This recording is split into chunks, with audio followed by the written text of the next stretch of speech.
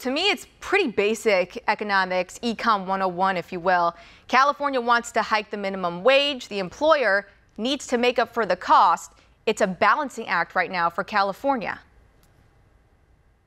Bad that in order to fill that gap, he's going to have to again raise taxes. The reason you just articulated. Small businesses, corporate businesses, they're all leaving. They're leaving California. There's a real estate boom in Florida, in Texas, and in other red states where government control and government regulations are being reduced, taxes are being reduced, and there's incentives for businesses. It's not an incentive to tell the business that they've got to pay someone $20 an hour to flip a hamburger. For real. I mean, yeah, you hit it right on the head. I mean, so we're walking into this new age of technology, right? Where you walk into a McDonald's and now you see a bunch of kiosks where people can line up and put in their order instead of talking to a human, asking for the cashier for help. But what's going to happen if we just rely on kiosks, like 10 at a time, right? And not to mention, Lieutenant, that there's lines of people at the kiosk. If that malfunctions too, it's like, are we just, are we only going to serve to the technology? And then it's like you're cutting out the staff. There's a reason why we need humans working at these fast food chains. It's called fast food for a reason, right? I want to put in my order kind of quickly. Dana, I was in a supermarket and encountered a robot. I mean, a real robot. I mean, I couldn't believe this. The fact of the matter is, and you just hit the nail on the head, there is a difference between the robots and the mechanical mechanisms, if you will, the self-checkouts, and humans. Humans have a heart. Humans have feelings. Humans have compassion. You get that 90-year-old man or woman who needs some help. They can't talk to a doggone robot. So we're seeing everything being replaced to make us all robots, obedience to the government. And the people have to wake up and realize that, you know what, it's going to get from this point in time to another point in time and worse and worse and worse.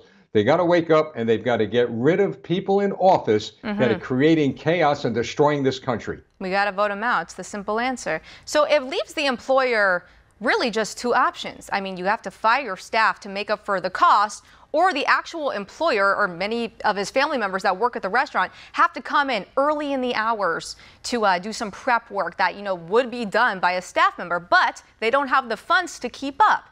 So we're going to see right now like a huge layoff of staff. All the line cooks are going to be like down to from 10 to 5 now. And it's going to be not fast food, but slow food. And I'm just wondering, where is consumerism going to go at this point? Are we still going to go to fast food restaurants, or are we going to try and go to more local eateries? Because this law only affects fast food chains that are 60 and plus around the state of California. So what does that outlook look like?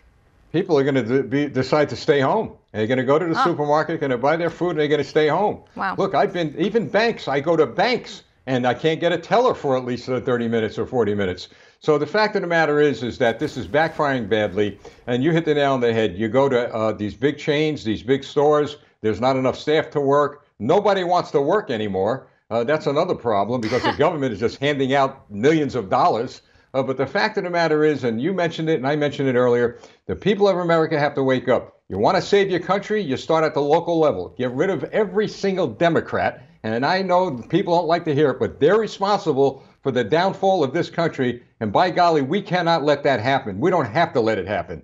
We live in a free country where we could vote these people out and put people in office that will represent our good, our benefits, not others.